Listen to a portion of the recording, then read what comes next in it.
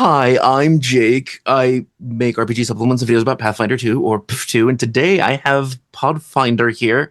We are going to be talking about what we do to create characters, and we are trying to help you all figure out different mental perspectives to have to find different ways to create characters in different situations for different reasons, different focus for the character.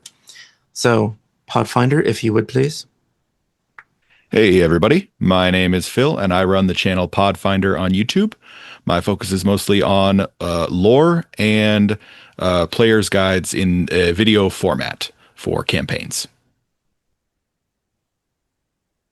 I have too many kitties. It's a good problem to have. It is kind of. Yes, I know. The audience already knows this, but I recently discovered that Lute is deaf, and it's so very strange realizing that there's no reason to be upset with him for not coming when I call. He's just not gonna. Yep. You mentioned that there are different purposes for which you build characters. I'd like to talk about that first, just because it's fresh on our minds. Yeah, so sure. Could you mention a couple of different ways that you create characters based on different situations, and then I'll do the same? Yeah, sure thing. So when I build characters, I kind of have two main perspectives on like the approach I take to character building. The first is when I have a campaign in mind, like a specific campaign or adventure in mind, and then the second one is not that. It's when I don't have a particular campaign or adventure and I'm just interested in exploring usually that one starts with like a particular class or particular mechanic or particular like class ancestry combo. And then I kind of work my way up from there. So like the first one is, let's say I'm looking at building a character for Spore War. The first thing I'm going to do is read the player's guide and probably the blurbs on the back of the adventure books and figure out, okay, these appear to be the major themes. These appear to be the like ancestries that have a connection. These appear to be kind of the classes that make mechanical sense. In some cases, like the skills that make a lot of sense for this campaign. Then I start running through like, okay, what combinations sound interesting in a way that I haven't done something like this before, but also that feel rooted in some aspect of the lore that I know. Do you mean like mechanically interesting? Yeah. Like what sounds mechanically interesting to me? Like mechanically speaking, and this isn't because it's a bad class. It's just not something I want to play. I don't find the Oracle mechanically interesting. I don't know that it's a bad class. It's just not my class. No class is bad. There are just ones that are bad for me. I'm sorry. I'm going to jump in to clarify just so people don't get all that pissed off. I think the best Oracle is not an Oracle. It's anyone else who takes the Oracle dedication. That's what my opinion is about it. Yeah, that actually makes a lot of sense. I mean, that's if I was going to play an Oracle, that's how I would do it. So I can't argue with you on that point. But like, I am not mechanically interested in the Oracle. I am way more interested in if I'm going to play like a divine caster or somebody who is kind of vaguely Oracle-ish, I would play either a cleric or a divine sorcerer or some other kind of sorcerer if I want to branch out a little bit. And like you said, the dedication can kind of get me, or like some of the other archetype feats, like some of the stuff they presented in Dark Archive can feel kind of curse-y. Yeah. There's ways to get that vibe in a way that I find a little more mechanically interesting. So like thinking of Spore War in particular, I'm looking at, okay, this is a campaign in Kyonin. So the obvious picks are an elf or half elf.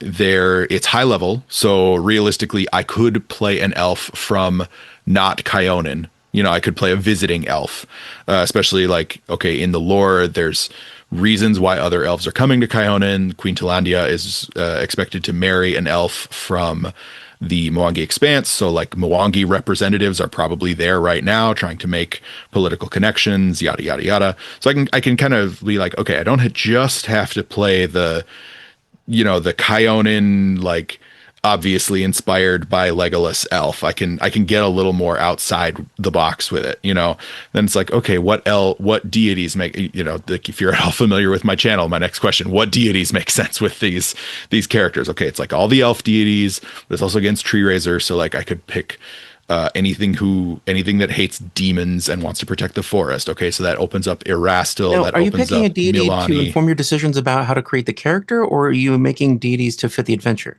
or choosing? So the way I think of it is I just list out everything that I think could be a good thematic pick for the adventure or campaign first. Like, here's the list of ancestries that seem thematically appropriate. Here's the list of deities that seem thematically appropriate. Here's the list of classes that seem thematically appropriate and or that are mechanically interesting. Those sometimes that's two lists, and then I like look for ones that are in both lists. Like it's not a physical list. I don't write all this stuff down. I'm just a dork and I think of things in terms of spreadsheets. So, but then I'm like, okay, how can I combine the aspects of these lists in a way that is fun and interesting? So, like, I'm working on my Spore War Player's Guide video right now, and a new thing that I'm introducing is a quote unquote my party section where I give 5 example characters that I would put in a party that's reasonably well balanced for the AP that are like subsets of characters that would be interesting to me if I basically did this exercise 5 times and built a little mini example party. So like we have the let's see, he's an archer, either fighter or ranger, depends on if you're free archetype or not. He follows Ketifis, and he is from the Mwangi Expanse. He is specifically a Ekuj elf. They worship Ketifis as a warrior god rather than a hunter god. And since coming to Kyonin, he has made friends with the Wilderheart faction, who are like anti-tree raiser demon hunters. Like I just kind of picked like, okay, I want to play an elf, but I want him to be not necessarily from Kyonin, because like some of the other ones I want to play would be from Kyonin. Like that's kind of it. So the next one, like half elf, worshiper, like cleric of the Elven pantheon, specific like because the way pantheons work, you have to have a patron deity within the pantheon. So patron deity Yulral, half elf of let's see, what Elven heritage did I pick? I wanted another different heritage rather than just like the Keonan Ayudine elves. So I went with some human ancestry from up north, and then the snow elves, the Ilverani elves from way up north. So like you got a half human, half Ilverani elf. So they've got like the white hair, the white clothes, like all that. So I'm just like picking, and they're like, if you look at like their heritage, like the elven culture up there is they're basically doomsday preppers. That's their whole thing. So like when the war breaks out, they're like, okay, I'm a doomsday prepper. This is what I've prepared for my entire life.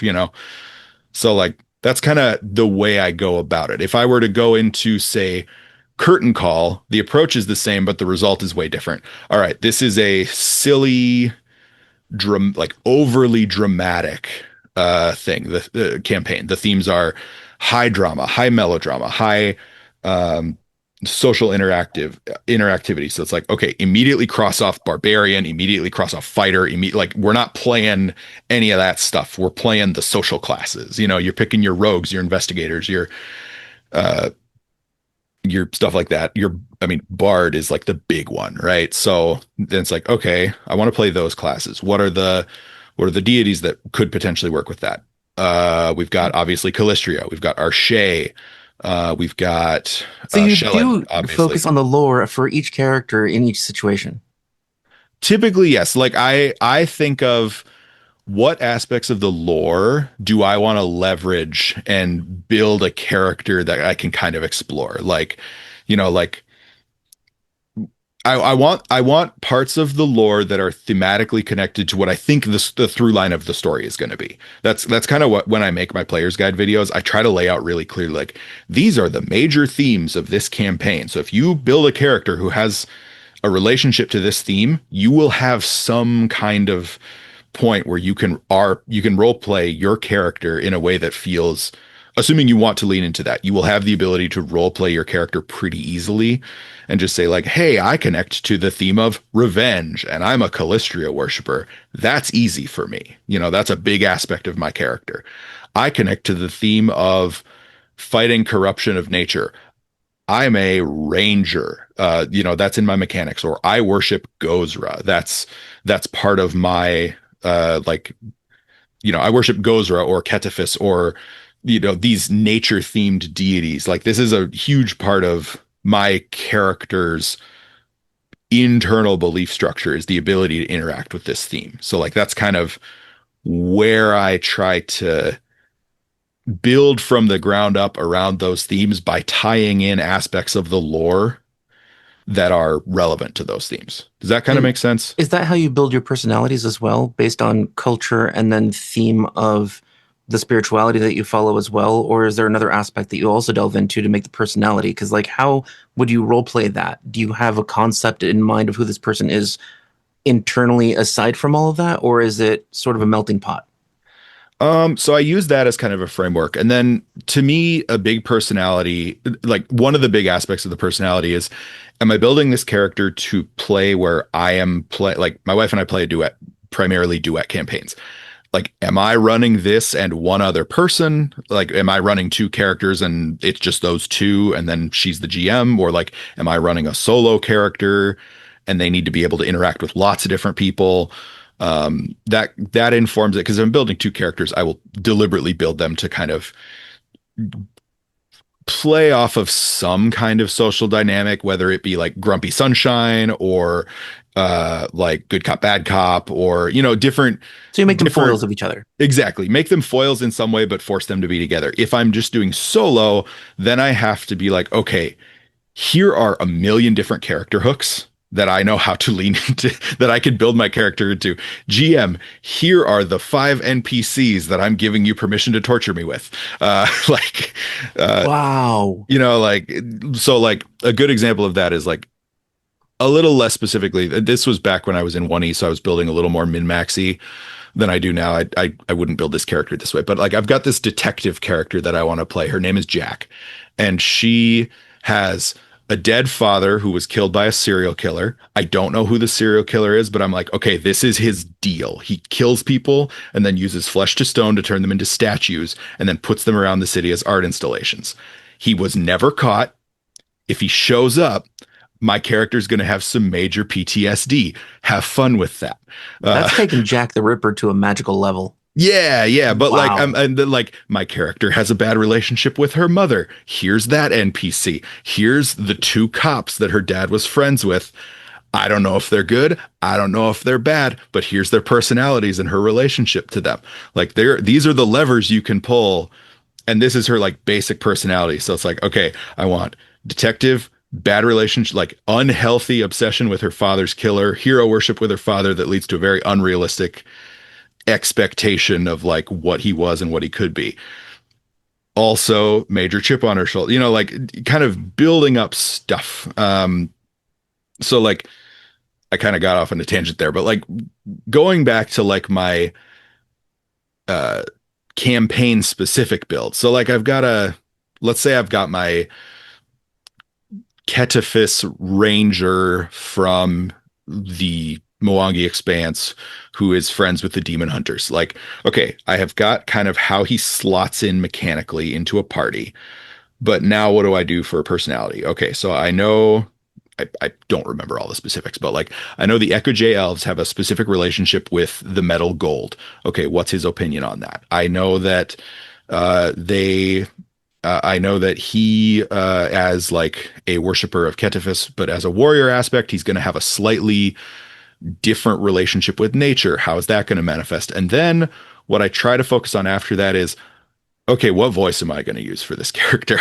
Like when I'm at the table, I have a limited range of accents that I can perform comfortably and like reliably. So it's like, okay, what is my vocal pitch? Is he up high? Is he down low? Is he raspy or is he clear? Is he my standard talking voice, like in terms of accent, or is he one of the ones I can do? So Irish, Russian, Scottish, Spanish, Italian, like which of these accents do I do? And then based on that combo, I'm like, okay, talk in the voice for a while and see what feels natural for like, okay, I have a very deep voiced Russian man. It is not good accent, it is cartoon, but I can play something like this, It is cartoon. Yeah. But like, okay, what does that lean into? Okay, I can play a very funny drunk man who has very little in terms of self-control, or I can play deadly mercenary who has disconnect from reality or emotion. Like I can lean into a couple different ones. You know, different accents I find let me play like different personalities. If I lean into an Irish accent, I tend to be either a trickster or like just like a sing-song, lighthearted type character. You know, that's not a statement about like that culture. That's just a statement of how I feel when I'm doing the voice, you know. It helps you it helps you key into the voice and remain in the voice. That's the hardest part Exactly. of keeping a tonality or accent of any kind. And for Hmm. those of you who are interested, I'm going to link a video at the very end of this that is to a voice trainer, a vocal teacher, Mm, teaching you how to do over 100 different character voices without accents. So just different modulations you can do to your voice. that's awesome. I will be watching that because I haven't seen that. Um, but yeah, that's kind of the basics. If I were to go the other way into just mechanics, I pick a mechanic or like a build, like a truly mechanical build that I want to play. Detective is a good example. And then I just like, okay, what do I like about detective stories that I want to pull in? Okay, I like kind of the emotionally closed off analytical person. Like, is this going to make this a very stereotypical detective? Yes, but that's okay because Because like that's what you it's like. that's what I like. I'm going to have the uh like kind of a Sherlock Holmesy, kind of a Dr. Housey, and then it's like, okay, now throw in some things that are more fun. What are other elements that I like? Okay, she's got this thing for revenge. So she takes the witch archetype with the resentment patron and has a little raven familiar who's like, I will give you the secrets to, get the revenge on your father's killer, yada yada yada. Like you could play into that, like that's kind of the two approaches that I have is kind of the theme up or the mechanics up, and kind It's, of work that way. it sounds like the mechanics up gives you. It's not just mechanics up though. You started with a personality that you're interested in playing, so it sounds like it's Yeah, giving but you it ideas truly about. did start from the mechanics. So like the specific process for that character was I looked at the 1E investigator and I was looking at like the old 1E investigator guides and I was like the investigator is insane in first edition. I don't know if you're at all familiar with the first No, edition I'm not. investigator. Busted as all hell. Just in terms of like not 1E like not painter wizard busted where at level 12 you can fight the gods, but like that's not an exaggeration. But like busted in the sense that like no, you could just solo like entire campaigns if you want, if you build your character really, really, really well and like you lean into very specific aspects of what the 1E investigator can do. And I was like, well, that would be a good opportunity for me to just like do a solo campaign. So then I was like, okay, this is what I want. These are the mechanics I want to explore. What personality would work for that? And then it was, okay, these are the parts of like, obviously this character is a detective. They're kind of a chemist. So like I can pull in the Robert Downey Jr. Sherlock Holmes character, and like throw a little bit of that in there, throw in a little bit of Dr. House, just like kind of general assholery, like I can throw in little aspects of that. But like it truly did start from the mechanics that then defined like an archetype, like a character archetype. And then it was pulling examples of of similar character archetypes and being like, I want this, I want that, and cherry picking the little elements that I liked. It's interesting that it always seems to start with either mechanics, something Mhm. interesting you want to play, or with the lore of the world. And I don't know the lore of the world very well, so Mhm. I don't have that resource. I don't think that way. I can't. Yeah, yeah, no, and that totally makes sense. That's just the way my brain works. Like that's why when I make my video player's guides, that's why I make them the way I do, is because I'm making a player's guide for the way my brain works. I always start with like, okay, here's your level range, here's your themes. Like these are the major themes, these are the locations, these are the major players in terms of like protagonists, antagonists. These are the enemy types you're going to fight and like the rough challenges. Because it's like, okay, cool. That lets me build up a framework for like just kind of the both the character sheet and the character that will be able to respond to these specific like challenges, be they mechanical challenges or non-mechanical challenges. Like these are the types of things I need to keep in mind when I'm building up both sides of the character. Does that make sense? Yeah, it does. Yeah. That does make sense. Um, I I think that. Okay, so would you have it? I don't even know if you play these, but would you have a different process at all if you were making a character for a one shot, or have you ever? Um, it would kind of depend on the one shot, and how willing my GM would be to like work with me or like give kind of an informal player's guide. But like for a one shot, I would be way more willing to go probably mechanics up or be willing to explore something with my party to be like my player group. So like let's say the one shot was Weeby Goblins. It's like, okay, we're throwing out mechanics, we're throwing out theme. We are all playing goblins and we are going to play a funny group of goblins. That's when we start with concept. That's when we're like, all right, we're a goblin party. Everybody took the burn it feat and we are all fire themed. Like we are going to see if we can survive this. And the answer's probably going to be no, you know? Uh, so like, that's when I like, definitely would be more interested in like leaning into, okay, we're going to get goofy with it, we're going to make like a fun party wide dynamic. But part of the reason I do the PC building the way that I do most of my character building like solo or with my wife. I don't do it with a pretty large gaming group. It's pretty internal. So I have lots of time to just kind of percolate within my own thoughts, as opposed to like if I was in a bigger group that met a lot and we were leaning really hard into just like, let's have fun with it. Let's create characters that are way more like specifically designed to bounce off of each other. That's when I would be like, okay, we're going to throw a lot of that out and we're going to start with like, we're going to build a character interaction. Like we're going to be goofy and like build a specific type of interaction. Good example, what my brother, my wife, and we have a tentative plan to play Wardens of Wildwood. And my wife wants to play a centaur, but that has the Fey touched feet and has a unicorn horn. It's like, okay, cool. My brother wants to play an awakened, because he's a goofball, he wants to play an awakened pony that is a cavalier and rides a horse. But because ponies can't sit, it has to ride side saddle, like Oh draped my across the horse's God. back and use its hoofs as its weapons. What the fuck? Yep, yep. His horse is called Land Cookie as a reference to Seabiscuit. Uh, he's the He's a funniest pony man I've riding ever. a horse. Yep. And then to play on that, I was like, you guys are going to need a GM PCs, but like, you guys want to play marshals. I will play your cleric as your GM PC. I'm going to play a goblin because they're terrified of horses, and that will be hilarious. Yeah, Like, lots of horses. That's mhm. true. Yeah, yeah. We have a horse riding another horse next to a person horse. Uh, That probably just looks like a mutated monster to a goblin. Yeah, exactly. Exactly. So like that time I was like, no, we're going to start with the social interaction, which is a goblin who is too terrified to talk to his own party, and then we're going to work from that. I like that. Having conflict at the beginning of a party makes a lot of sense because that conflict and that lack of connection is the starting point for building that bridge of connection. If you start with everybody's happy with everybody, there's nowhere to grow.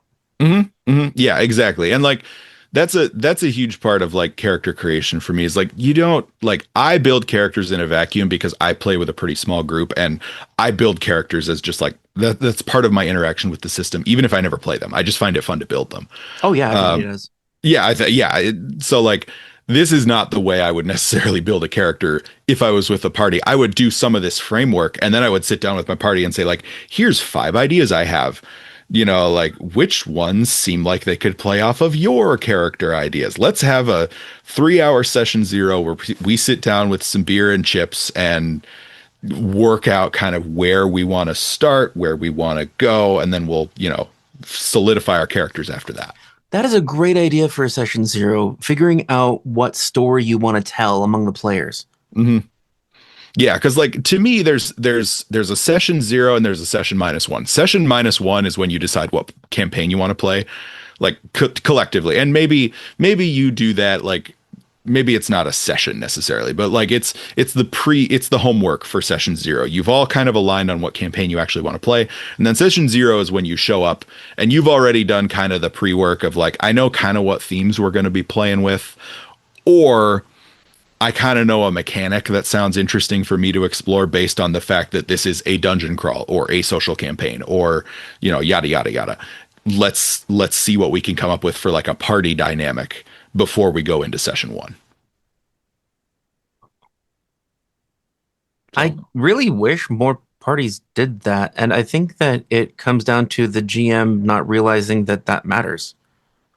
Yeah, or that it could matter more for some groups than others. Like Yeah. I think like Glass Cannon podcast, just as a really public example that a lot of people are aware of. Like GCP, they do some of that. They do like some character building together as a group, but it's pretty clear that they don't think of every single social dynamic, because when they premiere their characters in episode one, or at least this is what they present to the audience, uh, a lot of it is a surprise to each other, and that's part of the fun. Like it's part of the fun is that they can have that like really like live reaction to each other of like, we don't know what the social interaction is going to be, and especially for the first couple episodes, we don't know where it's going to end up yet.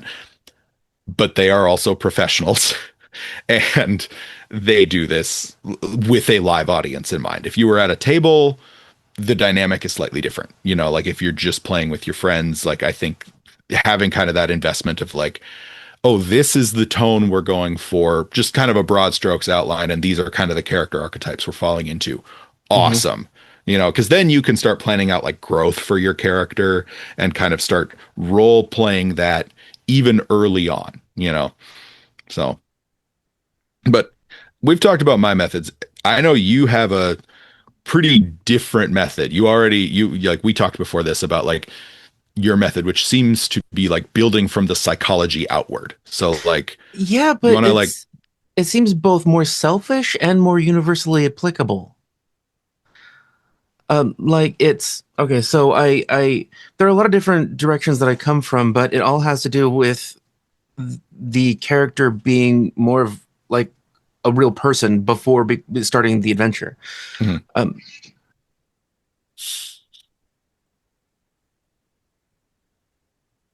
sorry, it is. Okay.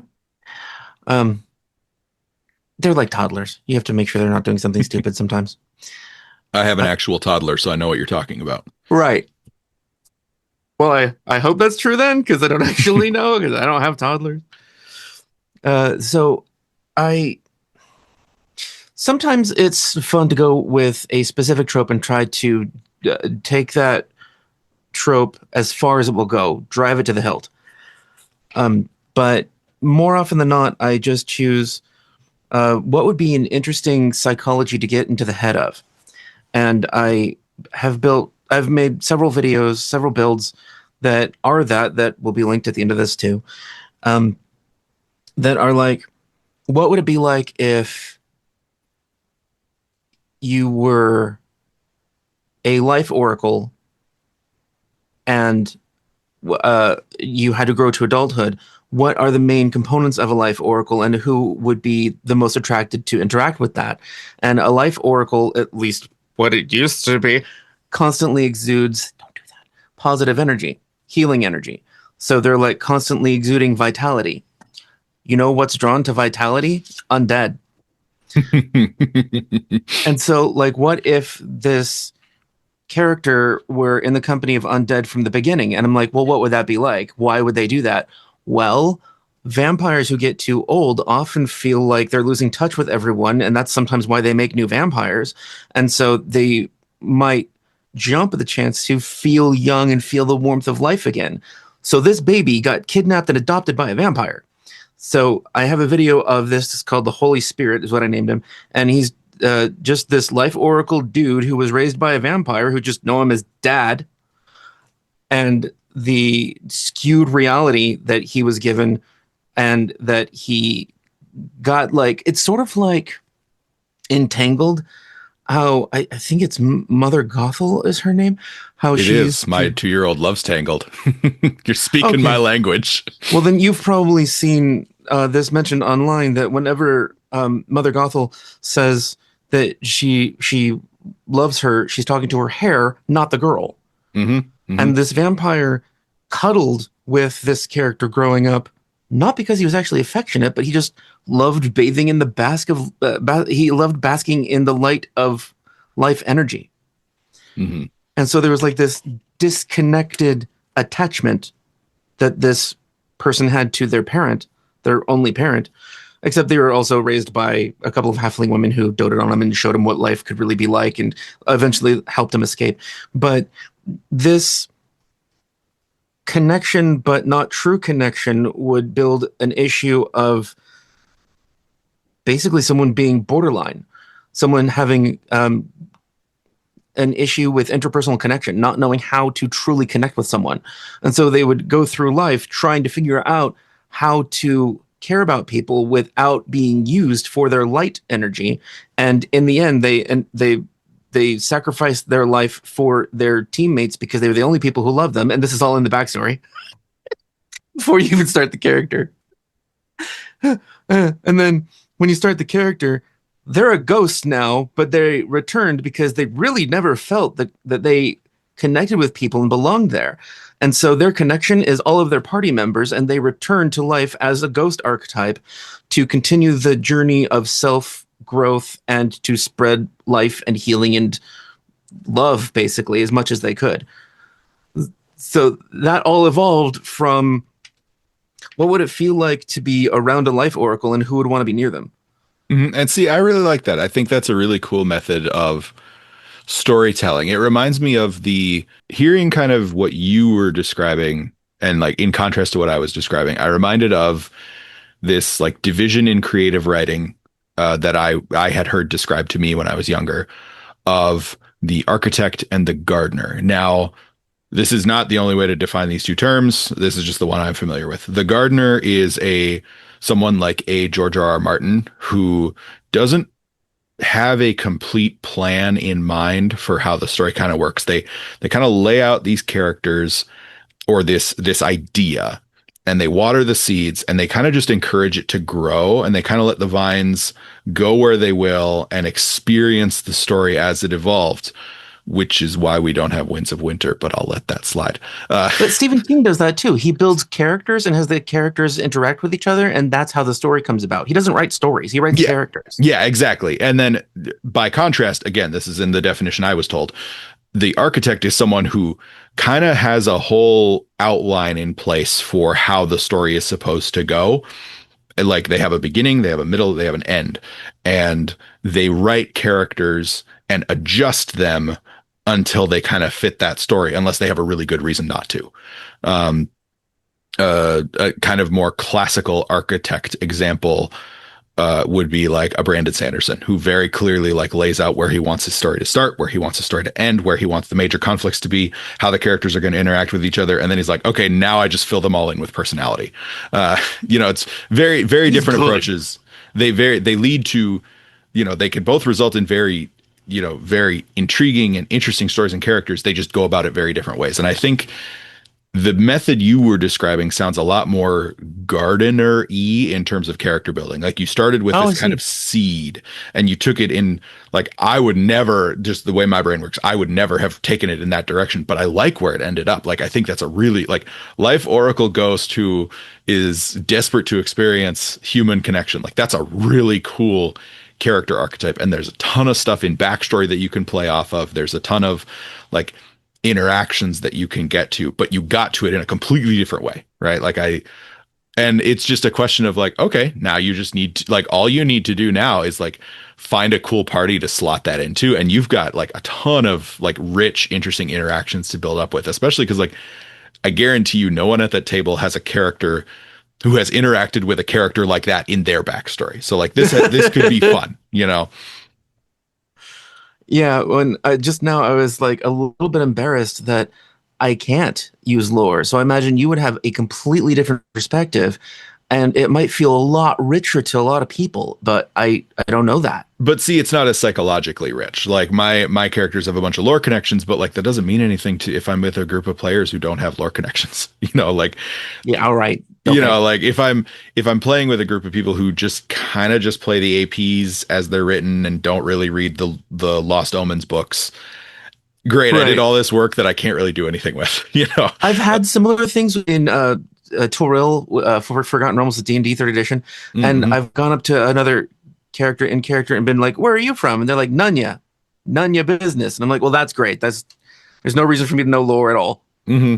Yeah, and it really does just depend on your group, though. You know, like if you play with a lore focused group, then having all that lore background is really fun and interesting. Or if you're the GM, because like then you can, Oh, you know, sure. obviously the lore stuff's really useful as a GM if you want to really, really ground your story in Galarian. If you don't want to do that, and you're saying, nope, I'm in Galarian 626 and we are doing it my way. You know, That's awesome. I stole that joke. I That's think a that good is joke. I think that's what Mythkeeper calls his yeah, that's what Mythkeeper calls his channel or his like friend group's published adventures. He calls them War for the Crown 626, I think. It's a brilliant idea. I really like it. But That's yeah, I'm awesome. on Galarian Prime and my version is this. The lore is different. I mean, every table does that regardless, but it's just how extreme do you want it to be, right? Yeah. But like your method is way more applicable to individual like personalities within a group. There just might be like if you like the cool thing about your method is you could pick up that character and you could put him in the Forgotten Realms. Like Yeah. the now the mechanics of playing a ghost in D&D 5e, I don't know if that exists, but like you know, but like you can pick them up between settings pretty easily. My characters can't do that. Um Well, so because they're connected like a web. yeah, exactly. It's really grounded in like a very specific aspect of the setting. So like it's just strengths and weaknesses. You know, I don't think there's a good way. I don't think there's a bad way. I think there's just different ways. And Yeah. And it does depend heavily on the group, which is sometimes annoying and frustrating, but also sometimes the group doesn't have a defined personality and identity. mhm, And so you doing something really boldly can change everybody's perspective. And suddenly they want to do that thing too, because it seems like fun and cool. mhm. Yeah, absolutely. And you know, it depends on the group and also depends on the campaign the group is in. You know, like if you're in Abomination Vaults, that allows for way like that is the dungeon crawl of dungeon crawls. Like you don't need to role play. I mean, you can role play that. I'm exaggerating a little bit, but like if you just want to play a murder hobo, that's a really good campaign to just play a bunch of goofy murder hobos. Like you will miss out on certain things, but you can just fight your way through that campaign. Like it's not a big deal. If you just want to play like funny, disconnected characters that don't have much in the way of lore connections, that's the perfect option to do that. You I'm know, kind of tempted to try it now. yeah, like you can do it. Like there are certain things you'll miss out on. Like there are definitely ways to like bypass certain challenges or like unlock certain interactions if you're willing to play social. But you can play social in kind of a non-lore grounded way. You know, you can just play an intense personality and have fun with it that way. Like Yeah. your character is actually really well suited for certain aspects of, I won't say all of Abomination Vaults. There's some undead stuff that might be a challenge, but like your character would be reasonably well suited for Abomination Vaults, assuming you could figure out a way to play a ghost at level 1. Um, but Well, like, then I'd probably but just you, start off as the Life Oracle. yeah, exactly. But like, you see my point though. Like, it wouldn't Yeah. be that complicated. And actually, dying mid campaign in Abomination Vaults and coming back as a ghost is actually really thematic in that campaign. So Perfect. it might Yeah. be perfect. I think even in my player's guide video for that one, I specifically call it like, hey, this is a meat grinder. If your character dies, just come back as a ghost. It's fine. Like, it's really good for this campaign because, Yeah. I mean, very minor spoiler alert. There is a major NPC who comes back as a ghost for most of the campaign. So That is absolutely perfect. Then it's it would be already laid out perfect. for you. Perfect connection. So And now there's um, a headless ghost. This new I'm archetype so editions. excited. You can take off your head and throw it. I know it's great. It's great. The one time I did care or rule supplement on Pathfinder Infinite, I did some new ancestry feats for a bunch of ancestries, and one of them was skeletons, and one was you can just become the skull. Like you can just leave your body behind for a while and float around as a skull, and you get Cool. like bonuses to impersonating demi-liches because they're just Yeah. skulls. So Yeah. like yeah. I was just thinking that. hmm But yeah, Impersonating them. Fear me. I'm it's like, scary. why don't you have gemstones on you? Right. I'm a very poor demi-lich. I'm a very poor. I have them. They're just ensorcelled to illusion. Yeah, yeah. Interest rates aren't what they used to be. But yeah, There are two like new you're subclasses that are all about money. That would fit perfectly. Prophet Calistrate, of yeah. Calistrate. Yep. Yep. I haven't built one yet, but it is a matter of time. You could totally play that. I didn't realize you had that just off the cuff. I think I could have fun with that one. That would be fun. I would have to rewatch The Big Short and just be like, I'm gonna be that guy and that guy and that guy. The Big Short. You've never seen The Big Short? Oh, it's so good. It's Crime movie? it's a movie about the financial crash in '08. Um, but it's like actually really fun and interesting. Like they talk to the camera, they break character, they like openly acknowledge when they're diverting from historically accurate events. It's a really good movie. Oh, it has Christian Bale in it. I like him. Okay, cool. Yeah, highly recommend it. It's not happy, but it's really good. I like drama. Get good character ideas from it. Oh, I wanted to mention when I have done a short version game, like a one shot or two shot, then there is not really much of a point in creating an in depth personality because you're not going to get to express it Yep. because everybody else has to have their own chance to shine, and you have such short amount of time anyway. Hmm. Um, I think I got this idea from Swing Ripper. Just pick one gimmick, just pick one thing Hmm. to focus on that is funny, and that will be the character's personality. Yep. So when I played a Starfighter 2 one shot with Cyprime, or he was running it, Swing Ripper was in it too. I chose to make a an android who only spoke in Leet speak, and his name was Leet. I love it. So why not? What the hell? And there were other aspects, but they never came up. So Yeah. just stick to the one thing, make it amusing, and that's how you can get through the session.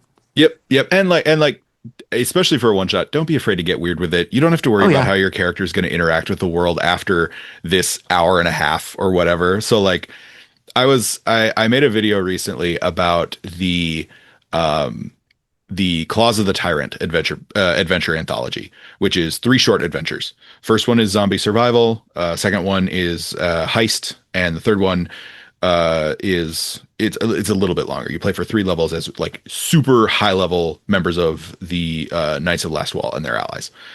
Great exercise in character creation. Like if you love just creating characters, play this with your group because you get to create 3 because they're different characters for each one. Cool. First one, I would say like this is one, it's zombie horror. The background is very specific. Like you live in this town, you've been stuck underground for 5 years. So like you have to kind of ground your PC in the world. The second one, it's just a heist mission where you play members of the Whispering Way, which is this necromantic cult that serves the Whispering Tyrant, like the biggest, baddest lich in the universe. Play whatever you want, man. It's one level. If you want to figure out what an undead automaton looks like, play that, and that would be awesome. You know, if you want, what does an undead Konrasu look like? I don't even know if that's lore friendly.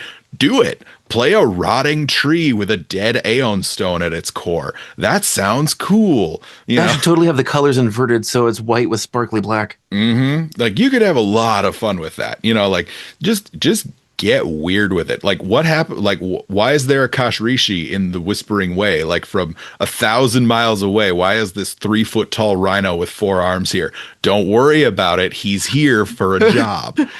Yeah. He's here because Details he's don't good at always what he matter. does. You know. So like, yeah, there's definitely instances where I'm like, just go nuts with it. You know, like have fun. If you want to, you know, the third one of Blood and Faith, it's like you start as level 18 Knights of Last Wall. Like you start at 18 and you go to 20. If you just want to build like your insane paladin of Regathiel who's like, you know, smite the heretical undead abomination, do it. This is the perfect opportunity. Like, what am I going to do? I'm going to hit the undead thing with my bastard sword until it stops moving. Okay, cool. This is a great opportunity. A friend of mine made a barbarian just to see how high he could get the health and damage, and he got the health to around 400 at level 20, and he got Whew. the damage to 200. And see, that is a perfectly valid reason to build a character. That's a great idea. You know, like I've thought about like, okay, like my favorite ancestry is dwarves. I'm just weird like that. But like the dwarves have like three separate ways to get the toughness feat. So you could just stack like 60 extra HP on every dwarf you build, depending on what archetypes you take. Like it's not hard. You can do it without archetypes. You can do 40 extra at level 20. So like you could just make like tanky little boys, you know. But like if you just want to see like how tanky can I make this little boulder man, that's a perfectly valid way to make a character. Just like know what campaign you're going into, you know, like what Oh, adventure. sure. You know, if But that's you can. for a one shot, that's perfect. For like a two or three shot, that's fine. Campaign, you might need to, you know, get a little more, you know, a little more personality going on, but it Well, depends but on your in that group. case, you can try to figure out what kind of personality this person would have. Like, why are they as tanky as they possibly can get? Is it Hmm. just natural and they were always told they were tough? Then they think that they can handle everything and they walk boldly into danger. They don't even charge. They don't think they need to. They're Hmm. so gonna die unless the Hmm. party goes with them. Hmm. Exactly. And like, and that's just like, that's not even method. That's just amount of like forethought you might want to put into your character, you know, or amount of thought you have to put in as things keep going. You know, like, Hmm. okay, now I need to work backwards and say, like, okay, this campaign is this one shot. We had so much fun. We turned it into a campaign. Okay, now I need to do the extra homework and Hmm. come up with some more psychological reasons for why my character is the way they are. Why is a big deal. I have a video on my favorite question in the world, and it's just why. Hmm. There's always reasons behind everything, including characters and character creation. If I had said I wanted to play a holy ghost like they do in World of Warcraft, okay, well, how do I get from the point of I'm playing a ghost that shoots light bolts, how do I get there? Why are they this character? Why are they doing this? Why are they helping people? What's their origin? And you can work backwards and tell the same story that I just told. Hmm.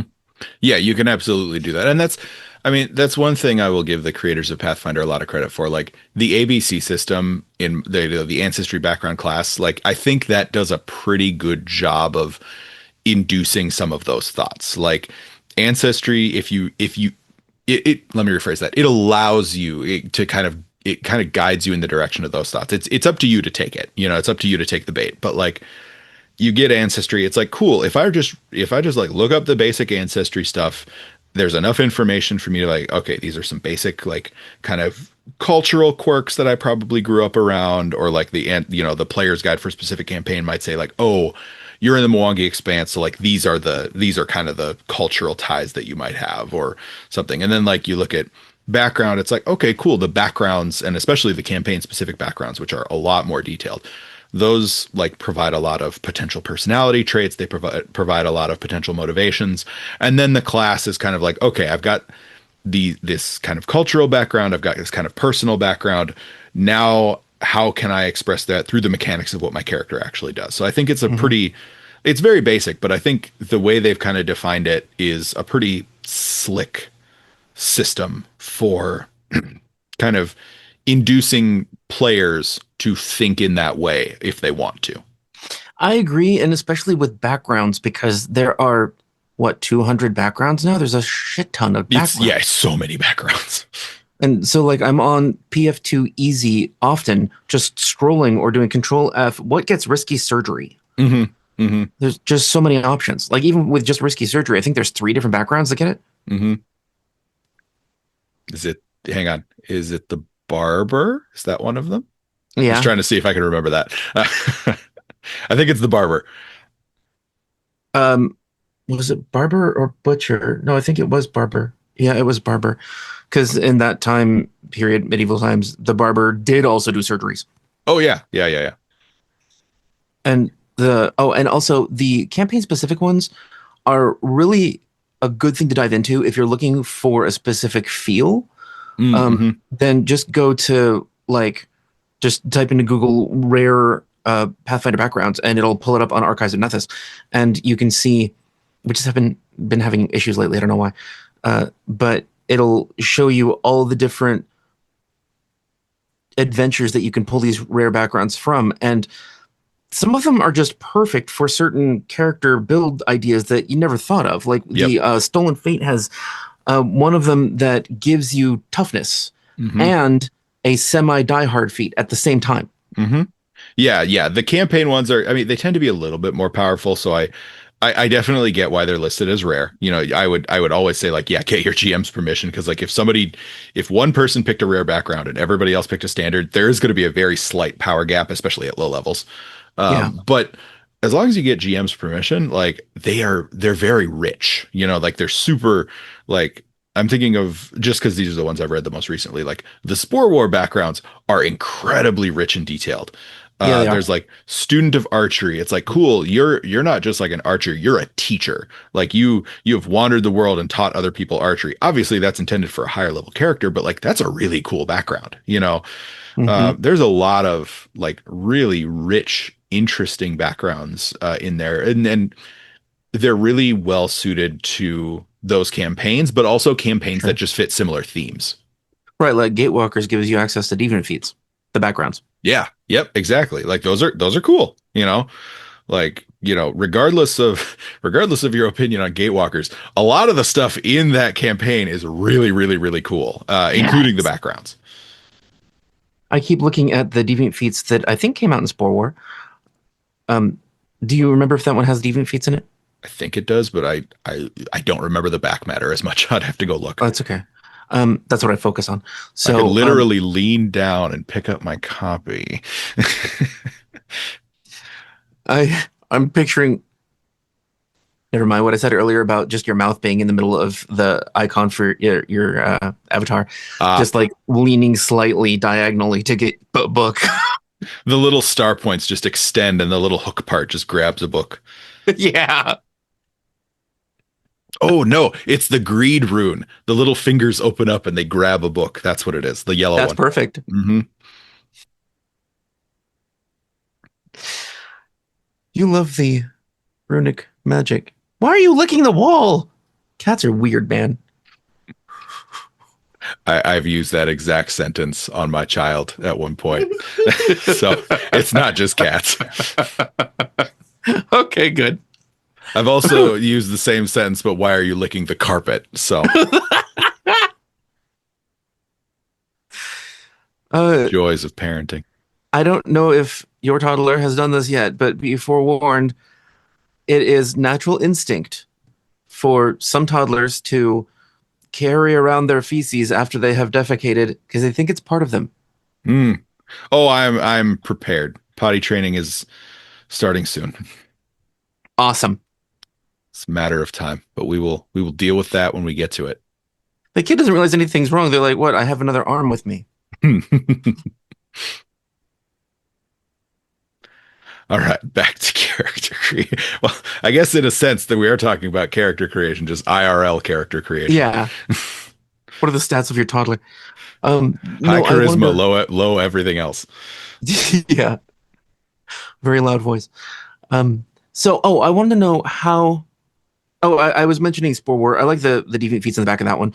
And the new Because elf ancestry feats. Those are badass. yes, they are. I think they should expand to not just choose demons, but like choose a class of fiend.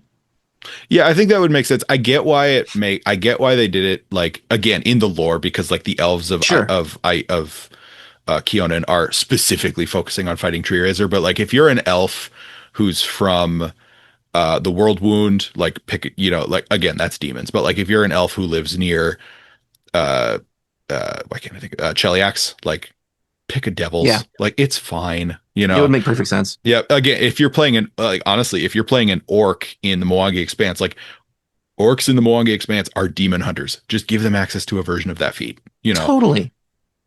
That's perfect. I So had a player who was from that, and he wanted all the stuff to kill demons. And well, I had a lot of demons in my adventure because I like demons. they're cool. They're the perfect bad guys. It's like, no, I could just Yeah, fight them. They're awesome. they just want to destroy everything. You can put them anywhere. Yep, they're great. Uh yeah. So like, but yeah, like the Spore War stuff is very cool. But continue. I cut you off. Oh, uh, oh, character creation. All right. So all right, I have a video. I think it's my first build video. Yeah, it is. I was trying to make a wildfire druid from Heavy in Pathfinder 2, and I chose Mm, class abilities for the wildfire druid that made perfect sense for the wildfire druid, but then every skill and skill feat that I chose had nothing to do with the class or the character. They were just things that seemed to make sense together. So I took all of the really weird, manipulative, occult skill feats, and I made this wildfire druid into a scam artist shyster of uh, a medium. And so they would like, I had them take oracle dedication so they could trail ashes. And so they're like in the middle of this seance that they're faking. And then they use a an oracle power that makes them start to shed ash. And then they play up the drama of that. And they use crystal healing to extort money from their companions to heal them. And like, none of that came from the damn wildfire druid. It was just these all of these feats feel this way to me, so I'm gonna put it in the character, and I just shoved them in. That's awesome. Like that's really cool. Like it's well, and I like that you took a thing that a lot of people really struggle with in Pathfinder 2e, the skill feats, because the skill feats are some of the skills have really good feats. I'm looking at intimidation, like really good feats for that skill. A lot of them feel really weird and a little unbalanced. Like occultism is finally starting to get some really good ones. I really like crystal healing. I really like forbidden knowledge. I think the one where you like whisper occult secrets and it lets you make an intimidation check via Yes, occultism. I love that. Like That's that's so much really cool. flavor. But like some of them don't have good skill feats. Like diplomacy skill feats kind of suck. Yeah. Because they just feel like stuff you should be able to do anyway, which I know the answer is just like, okay, the feat lets you do it at a standard DC as opposed to a much higher DC, but like it feels boring. Yeah. So Like like diplomacy feats, I only think of Bon Mot. Like that's the only diplomacy that's feat to the me. only one. That's the only one anyone ever takes, including me, because all the other ones are boring, and I'm just like, no, just let me do that. Like it's cool. It's cool if I can just do that. If you've never read Feats Plus from Team Plus on Hmm. Pathfinder Infinite, they did new skill feats for all of the skills, as well as some like cross skill feats where you need proficiencies in multiple skills to make them work. Cool. It's a really, really, really good rule supplement. It makes every skill feel like it has really good feats. This is the first time where like I can play a wizard and like with this supplement, I truly have to think about what skill feats I want to take because there's so many good ones between Arcana Society, Occultism, and Lore. Like all Wow. four of those have such good skill feats Well, in especially that lore supplement. skill feats, they're just basically missing from the system. Yeah, it's like, okay, do you want to earn income? No. Okay, well, I guess just make lore checks then. Uh, you want to earn income, the thing no player wants to do. Yes, I want to do a job in my tabletop RPG. That's how I want to spend my time. Well, in really long APs, it makes sense. Like Stolen Fate Absolutely. is Yep. so long, and so Yep. they had downtime where they earned money, and then they bought more magical items. Cool. Mhm. Yeah, exactly. Yeah, in the right AP, Season of Ghosts is another one. Like Season Oh, of sure. Ghosts takes place over a A year. full in-universe year, and there's so much downtime. Like you need the lore skills so that you can make the or what is effectively an earn income check. It's not because of the way the story plays out, but like you need that. You need some ability to test your ability to do a job. Uh, Hmm. but like I don't want earn income as an option if I'm in Triumph of the Tusk because I have bigger things going on than doing a job. You know, Well, I'm and trying to prevent an undead army yeah, from taking over Belkzen. I don't want to do a job. Give me something else I can do with these feats. I'm gonna go shelve books. Yeah. Academia lore for income. Woo. Yeah. Like I like academia lore. I think I love how it comes up often. I like how architecture lore comes up Yeah, surprisingly often. I yeah. appreciate that they made it interesting. Like one of my favorites, fortune telling lore in it's the lore that counts in why can't I think of the campaign? Stolen Fate. Like Yeah. that is the lore for that kit. Like even if you're not playing an intelligence based character, please be trained in that. It will Yeah. make your life easier. Um, but yeah, like I like that your character idea that you came up with. Like you took this thing that wasn't working the way you thought you might be able to get it to work. Like how do I get skill feats that make sense for a wildfire druid? And you're like, okay, I'm just gonna pick these. and that kind of fed back into a personality choice. And that's a really cool idea. That's a fun thing. I've done it on a much smaller scale of like, okay, I don't know what skills I want to focus on with this character. Let's pick this, that, and the other thing. Okay, why would this character do that? Okay, now I have a personality choice that I can make, Okay, yeah. if I I'm was playing wondering a how you pick fighter skill who doesn't, feats. sorry, go ahead. I was wondering how you pick skill feats. Um, I'm just encouraging you. Go on. I'm sorry. no, you're good. No, I'm just gathering my thoughts. The choice. So when I build a character, this is a very me quirk. I build my characters in a spreadsheet first because it helps me visualize. Like I have a big old You're Google. one of those. I'm one of those. Yes, I am a trained mechanical engineer. Spreadsheets are my god. Like, Oh, okay. That makes yeah, sense. yeah. No, I went to school for engineering. I'm that kind of dork.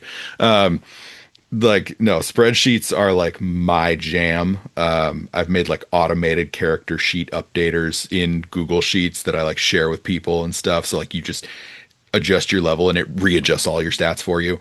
Do you use pivot tables?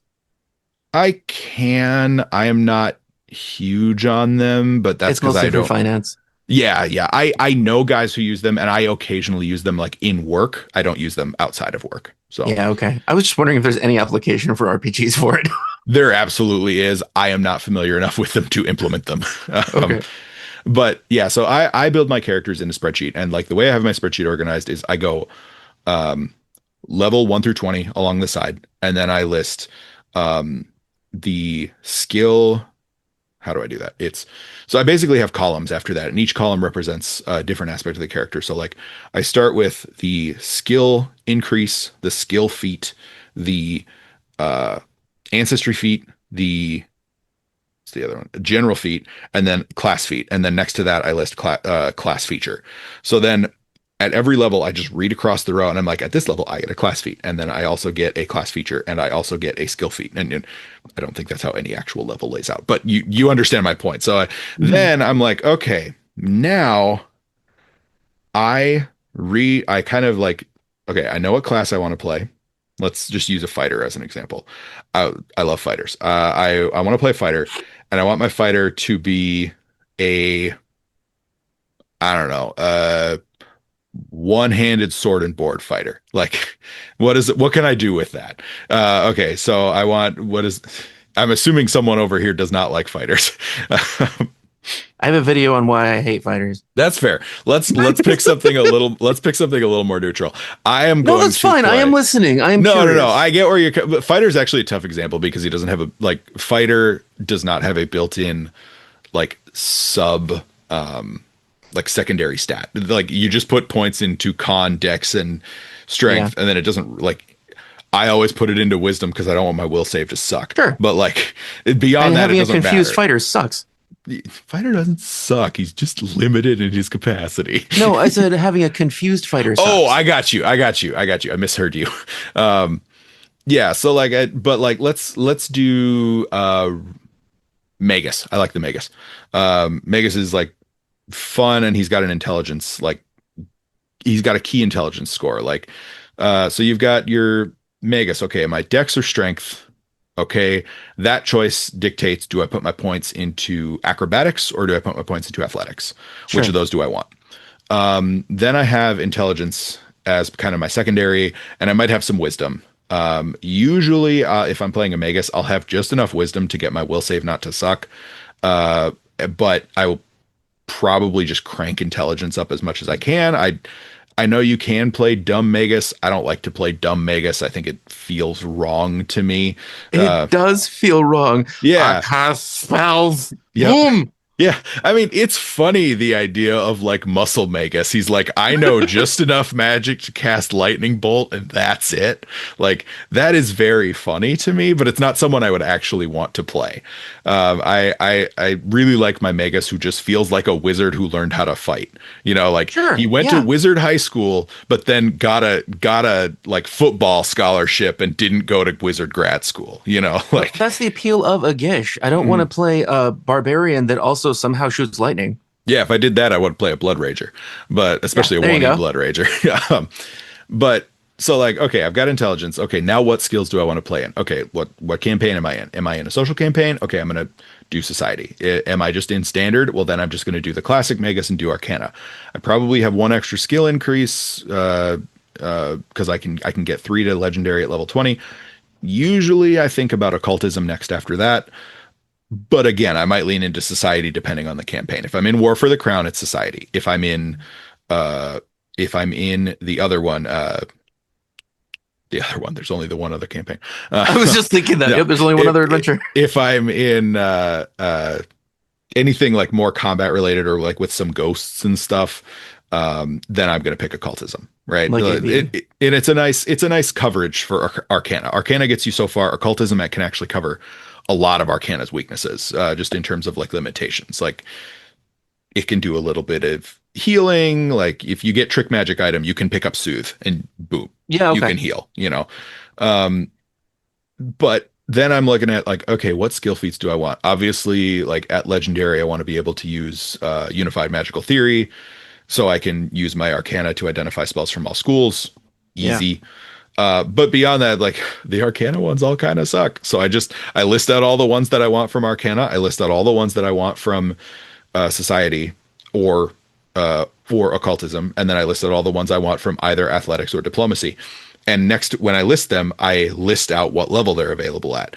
Then it's a puzzle, and I try to fit every single one, or as many as I possibly can, into my little spreadsheet, starting at the 15, like This the legendary. is too much work, Phil. It's a puzzle. It's fun. All right, great. I'm glad you like it. I work backwards. Like I start with my wish list, and then I cut things that I can't have. It's, kill your darlings. Yeah. And I do the same thing. So like once I figure out what skill increase or what skill feats I want and the approximate order in which I want them, then I just fill in my skill increases to support. I need to be at this proficiency to pick this skill feat, then I kind of do the same thing with class feats, but with class feats, obviously there's way less to choose from. It's like, okay, at level 20, there's only one that fits my character type. I'm going to pick this one, Okay, yeah. But I do something similar. Now, if I'm in free archetype, then we got a problem. Then it's like all this on steroids, because then it's like, okay, how many archetype feats am I going to take? Do I have to play a humans or a half elf so I can take multi-talented? If so, what class archetype do I take? This is where I get into that min-max goblin brain that I have, like that I kind of developed back in 1E of like, this is a puzzle, and there is a solution to every there's the puzzle. right answer. There's a right answer, and by God, I'm going to find it. Yeah, okay. That makes sense. I'm a min-maxer as well, or at least part of me is, I guess. I used to be. 3.5 was my min-max. Yep. You could really min-max there. So stupid. I remember speed of 400. It was great. I remember the 3.5 feet. I forget what it was called, but it was a feat that allowed a monk to be intelligence based. It was so cool. All right, so we have covered a lot of different things about how different angles to take building from. So when you were talking about just now the wide, vast array of different possibilities, and then cutting them down, I have tried that, and if I'm going for a specific build, like a specific class, and what would be mechanically advantageous to that class because I'm making a video out of it, sure, okay, I do that sometimes, but I don't make the spreadsheet. I just look things up and I write down ideas. But most of the time, if I come up with a personality first, like I told you that video that I used a classic literary trope, it's a surprise. I'm not going to tell people that are watching this video what it is, but I'll link it in the description. It says it's Battlesmith Artificer from 5e because I was trying to replicate it, and I did mechanically, but that's really not where the interesting part of the character goes. It's the backstory and the psychology behind it. So I'll often choose a psychology or a person to make. Like I'm going to be trying to make a commander cheerleader. And so I have specific ideas of what a commander cheerleader is in my mind, and I'm just looking for those skill feats. So I am skimming all of them, reading all of them, but I only have to read through them probably once before I'm like, okay, so these 4 have possibility, and then I cut out a couple of them. But I don't do the whole spreadsheet, the whole everything that I'd like to do because I have a specific idea in mind. And that's usually how I work with making builds because I can't think that extensive or that expansively about all the options there could be. It's Hmm. just so hard for me. I think I get option blindness. I just freeze. Oh yeah, and that makes total sense. Like when I say I'm picking like every possible option, I do narrow it down like at a high level. But I usually narrow it down in terms of like what skills I want the character to focus on in the first place, and then within those skills, I try to make my like pretty extensive wish list and pare it down that way. Like if I like what I was talking about, like do I choose occultism or society? I don't want to have to think about every possible like intelligence based skill that I could do, including lore. It's like, okay, what's my one lore skill that I want to care about? Unless I'm playing a lore master, then it's like, okay, well, you pick all of them. Um, but like, I don't want to have to weigh the ability to do sign language, like to develop a secret sign language versus the ability to do crystal healing. It's like, no, I'm just going to pick like, is my character occultism or is my character society? Otherwise, then I get into personality soup of like, what is this character? Like, what am I going to do? You know, like if you're playing a character like a rogue or an investigator, I have much less trouble with the personality soup because the personality is I'm good at a lot of different things. And Oh that's yeah. fun in its own way to play. But if you're playing a character who, you know, a non-skill monkey character, you're much more like, okay, these are the skills that this character focuses on, and that can help me inform personality, you know. And if I don't have a good narrow view of the personality, then I have trouble with like, oh, this character is just everything to everybody, and then they become hard to role play. Yeah. And I've done that before and I get to the end and I'm like, what the fuck did I just make? Hmm. No idea. Like it's a mechanical monster, but they're just like a sociopath with no personality, and you Right. know, And then you yeah. could pick a personality, but why pick any particular personality? Hmm. And then like I've just hoped, well, it'll come out in role play. Nope, never does. Not for me. Like I Yeah. played a druid that had two ferret familiars, well, companions, and he named them Bob and Weave. And Bob had a stupid expression on his face because he kept running into walls, and he could talk. And he said the reason for his name is that's the sound his head makes when he runs into walls. And I had another. And the other the ferret had a similar goofy story behind it. But then in the first session, I sacrificed both of them to get through a portal. Obviously, I didn't care. Yeah. Yep. Like that's a shame because that's really funny. It never works for me. I have to have a personality first, or I choose things that seem video game like mechanically advantageous. Hmm. It's Hmm. just me. I guess my default settings is still min maxer. Yeah, I think there's part of it there. I mean, I think one of the things that I like, one of my characters, like the character campaign, or excuse me, the character build and campaign that I always fall back on in my head as kind of a big learning experience for me was my run through as a player in Rise of the Rune Lords. It was a Gestalt campaign for first edition, which for those unfamiliar with the terminology from 1E, Gestalt is just the old terminology for what 2E refers to as dual class. You get two classes every time you level up instead of one. So I played a Magus fighter as my first character. He was kind of this bookish academic. Like the kind of basic concept was it's uh, Indiana Jones, but take away all the charisma and give him glasses all the time and make him a tiefling. Like so, like you know, very basic, like kind of bookish. Fights with a whip, but doesn't really have like the the Indiana Jones charm. He's just a dorky archaeologist who has a whip. Um, and then the second character was like definitely the secondary character in the sense that like no, I built this character mechanics first and I kind of filled in personality after the fact because it's like, okay, I have a fighter Magus, so frontliner, arcane, what do I need to support that? Yeah. Bard Oracle, 1E Oracle. It's like I need divine and like skill support for this party. Okay, what is this character? It's like, okay, And now I'm that's part picking of what some. you have to be concerned with when you're making a character because you do have a responsibility to the party. You need to fit a role somehow. Exactly. And like I desperately did not want these characters to die because like when I was by the time I was done with them, I had a lot of affection for them and like for what their kind of personality interactions were. And I ended up having a ton of fun with them. But like I'll be the first person to admit that secondary character, she was personality soup for a really long time before I kind of figured out what I could do uh, to be kind of internally consistent as a character and not feel like you're a mishmash of things that I put together to make you help my main character, dorky Indiana Jones, survive. You know, like You are because a he paper was very cutout. clearly he was my self-insert and I did not want him to die, and he almost died but he didn't. uh, but like now I'm much more in the camp of like, okay, take a step back.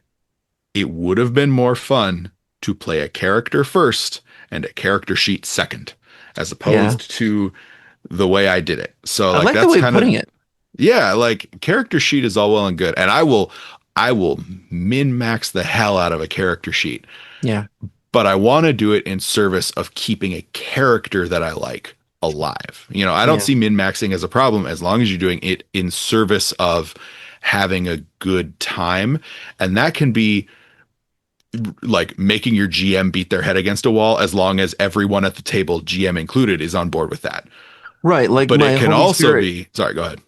Like my Holy Spirit could fly, which might annoy the crap out of people, but I didn't do it to min max his advantages. It's just I want to play a ghost. Yeah, yeah.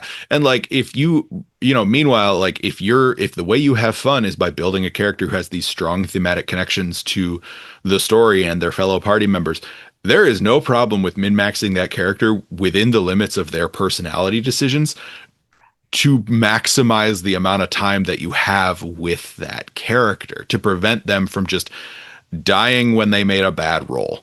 You know, like Yeah. that's really boring. Like part of the reason why when I as a GM, when one of my characters rolls really bad, I might fudge it and then say to them later, like, okay, listen, you died here, but that's lame. So we're gonna write a good character death. Like this, I you like don't get that. to live, but you do get to die in a cool way, you know, or get grievously injured in a really cool way. And Um, screwing over your own character builds more character for that character to expand upon. exactly. Like you can, you know, like if your character like will survive a really bad situation, like you know, I failed but didn't critically fail a possession check. Well, guess what? Now because I min-max my character, they get to deal with all this trauma of having been possessed. You know, there's fun to be had there for sure, especially with the new undead archetypes. Like even if your characters die, you can always bring them back. It's fine. Like Yeah, just play a ghost. It's not a big deal. it is really fun. I want to do the It's headless cool. thing. It seems like so much fun. Yeah, exactly. Like, well, and especially because like there's more than one way to do this now. Because like you can play a vampire, you can play a ghost, Yeah. you could play a friggin' skeleton. Like that would be cool. Like your characters, like the other party mourns your character for like a month of off-screen time, and then this skeleton shows up. Is like, hey guys, um, it's me. Like I know I've lost a little bit of weight, but like we can pick right back up where we were. I've lost a little bit of weight.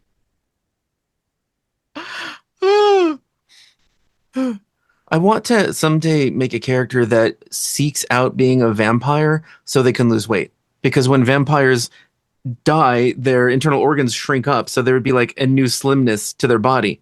Hmm. So they're basically That just would looking be for interesting. liposuction. That would be interesting, especially because vampires are traditionally associated with like gluttonous consumption. I like that idea as like an alternative. Are you at all familiar with the vampire deity Nin No, in the lore? They're relatively new. Nin is the oh yeah, yeah. uh, yeah, yeah. They're fairly new. I read I'm of them planning. in the Adventure Path. Yes, yep, in Shades of Bloodlords, Blood. or yeah, Shades of Blood. Excuse me. Yeah. Um, Yeah, they're pretty cool. That could be like a fun like seeking vampiric perfection. That could be a cool interpretation of that event. Totally. I Yeah, have to admit, as soon as I read Nin, I thought Kampoop. nice. I like it. I'm a dad. Dad jokes get to me. You have an excuse. I don't. Yeah. No, they're cool. I'm hoping to do some vampire content this fall. I really like vampires. Cool. I would love to do something. I always love doing Halloween stuff anyway. But yeah, Yeah. I'd love to do anything with you that is spooky Halloweeny if we can come up with something that we can both do. Yeah, yeah, let me know. I'm let's talk in October. Mhm. for sure. But yeah, no character. I mean, character creation, like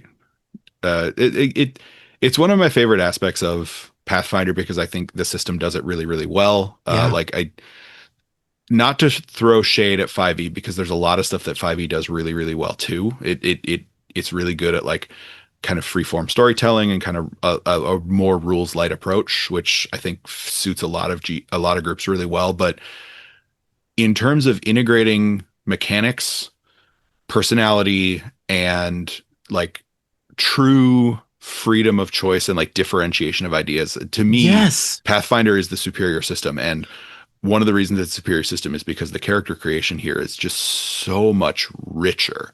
Now, I also don't have a ton of experience with like non Pathfinder iterations. So like most of my experience is in D&D 5e, 3.5, and the vast majority of it is in 2e, like Pathfinder 1e and 2e. So there might be other systems that do it well. I think the stuff you were describing in what was it, World of Darkness, Yeah. that seems really interesting to Hmm. me. So I'm sure there's other systems that do this really, really well, but just the Pathfinder character creation process to me is it is as it's a different kind of rewarding, but to me it is almost as rewarding as playing because to me it's almost like a flexing a muscle of like, oh, this is kind of a character build, like, ooh, this is like setting up plot hooks and story hooks, and it's its own little game.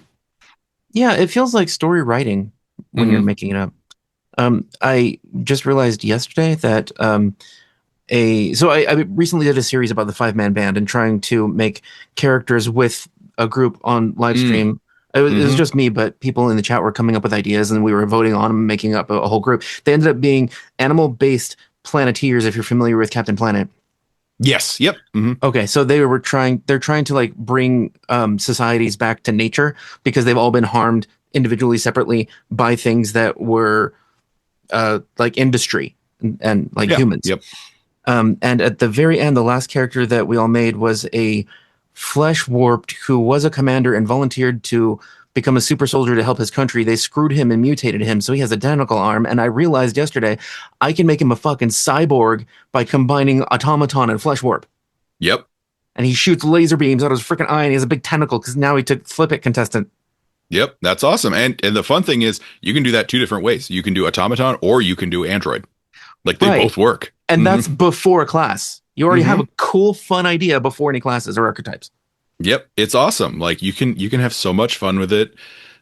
Just in any one, okay, background probably not on its own, but like in ancestry you can make so many choices that allow for really fun, interesting storytelling if you want to do that, and I Yeah. love what you brought up about five-man band because like this system is really well suited to like collaborative.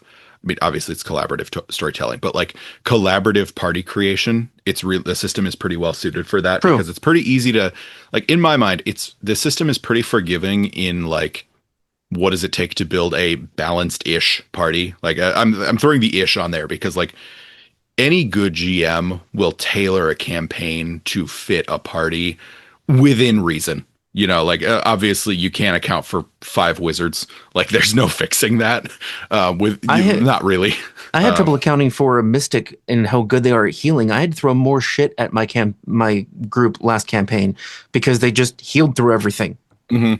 Yeah, and it's just a completely different set of challenges. But like you can, that's not to say you're a bad GM if you're struggling with that. Only that like it is on the GM to account for some of that and like change the way the challenges are set up. Yeah. The but like this system, it makes it pretty easy to set up a balanced party. And like I like what you said about the five-man band because to me, Pathfinder is written with a four-man party in mind, like just mechanically speaking. But my opinion is that the narrative is best suited for a five-man party, specifically Yes. because you can play the five-man band archetype. And not only does it allow for more character interactions, it's way easier to have a session that doesn't suck if one person can't make it. If you have a That's five-man absolutely band. true. Hmm. Three-man party is going to struggle. Four-man party, you're fine. Don't worry about it. Like you will be Hmm. fine. Honestly, the GM can probably play your character and just be like, no, they're feeling quiet this time. It's not a big deal. We've got enough other characters that they can kind of carry the weight. Yeah. But you can have one or two frontliners, one or two casters, and one flex. It's really easy. You distribute your charisma, wisdom, and intelligence among, five characters is a lot easier. You distribute your strength and dexterity among five characters. It's really well suited for that. Like you build the Teen Titans, like it's really Yeah. easy. Two casters, one flex in the form, like one technical kind of like I can play in ranged or melee, and then two frontliners. It's a really easy system, and like personality types are pretty easy. You can be a little extreme in a 5-man party because there's enough people that can mediate in case two characters don't Yeah, get along very well. totally. So, And the last character that we made, the Flesh Warp, he is seeking revenge, but also trying to fix his body. So mm, he's the one that's going to violently run off to do something rash. But the actual leader of the group, so he's the Lancer, he's the foil for the yep, leader. And the yep, leader is a very innocent fish Yaogwai who just wants to free all of the fishy folk that are being kept in captivity. So she's trying to spread the freedom of water and let all of the little fishies go. And so she's like an innocent leader, but she keeps trying to bring people hope. And she has just this idea that everybody is going to be fine. And I just want to make sure everybody's freeing their own people.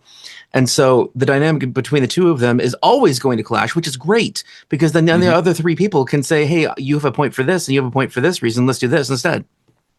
yeah, it works out great, and as long as everybody in the party is willing to play along, like you're good, like as long as you're willing to be like, okay, we're gonna have these interpersonal conflicts, they're never gonna come to blows, not really, we might do some minor party splitting here and there, but like again, as long as the GM's on board to kind of rebalance encounters to deal with a split party on occasion, that's not a Mhm. big deal, Yeah. because you can split it 2 and 3 as opposed to 1 and 3 or 2 and 2, which is a lot easier to balance for, in my opinion.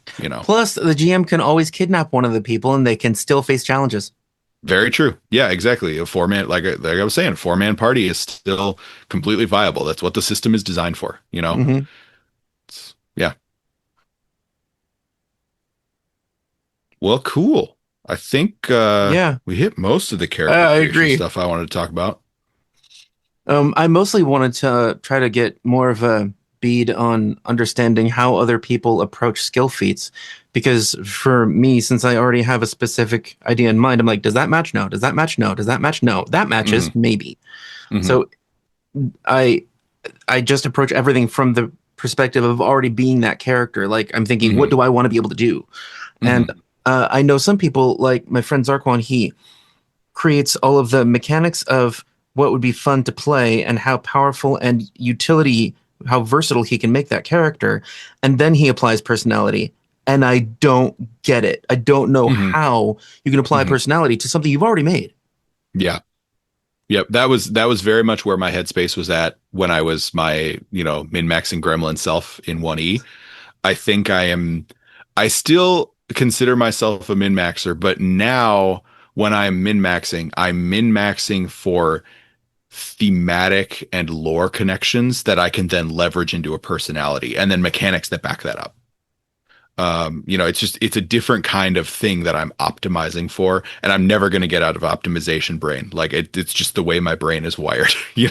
I don't think I could be super happy if I was starting with personality and working backwards to mechanics. To me, it's theme feeds into personality and mechanics. I don't know that I could work from personality backwards into mechanics and theme. I That's don't know that that would fun. work for me. We're two different hmm perspectives on this. That's interesting. Like our brains just don't work for the other one. Yeah, yeah. And again, there's the context of like, okay, if it's a one shot, I can do whatever. Yeah, Like that's yeah, different. that's different. Then So, it's like you're telling a joke the whole time. That's it. yep, exactly. It's again, if we're building the 5-man goblin party that everybody took burn it, it's like cool. Yep, the personality is goofy pyromaniac. Awesome. I can work with that.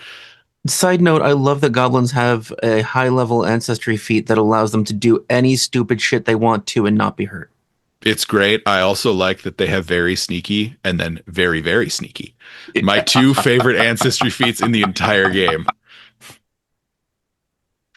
Their feats spell out who they are. That's Yep, cool. it's brilliant. Yep, they probably have some of the best ancestry feats in the entire game, just in terms of writing.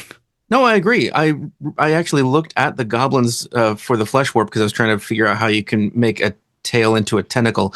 And I'm looking through the Hmm. goblin feats and I'm like, these are amazing, but do not fit this character at all. Yeah. Yep. All right, so let's wrap it up then. I appreciate you being here, Phil. I know you have life and whatnot, and I'm in Phoenix in a non-air conditioned room, so I'm also melting. That Yep. I'm in happens. my basement. This is the first time I've been cold all day. It's great. I'm jealous of your basement. We actually don't have many basements here in Phoenix because the ground is made of clay. It's too hard to dig into. Oh yeah. See, we do have basements because the Germans got here and were like, "This place is miserable. Let's dig into the ground." This place is miserable. I love Minnesota, but the seasons actively try to kill you. Ugh. I've only passed through. I don't know if I want to live there. I mean, I love it. Snow is nice. Um, I was about to tell a story. Doesn't matter. So it's about shoveling snow. I mean, it doesn't really matter to most people, especially in summer. Huh. But so Phil and I are going to talk about possibility of doing something together in the future, maybe Halloween stuff. So stay tuned to both of our channels. And it's been really fun talking with you because you're a real person and you get excited about your nerdy shit.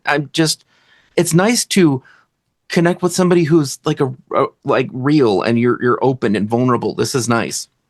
Thanks, man. I appreciate that. It's nice to have somebody who, like it's nice to have a place to like talk about this stuff with people who also love it. That's the Pathfinder community on YouTube is pretty good about that. So thanks for the opportunity.